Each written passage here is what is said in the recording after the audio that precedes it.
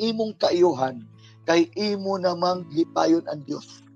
Sukla nimong yawa sa to pa sa tawhanong pagbati ingka mubati kag kagol lami pa man unta ito akong diskarte kay dali ra kay kumadato at diba? Mao. Naay diskarte sa Yes. kalibutan nga murag makapalipay kay nimo kay murag pamina nimo.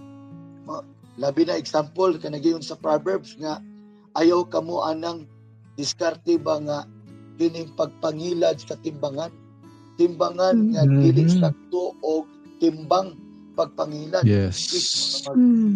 Nindot man ta kay nga diskarte sa una kay makaginansya jud ko og 2 ka gramos sa timbangan. Mga pagpangilad makakwarta man ka, no? Pero yun ang Bible nga ang Dios nakigsupak sa tao nga adunay timbangan nga dili sakto og sukod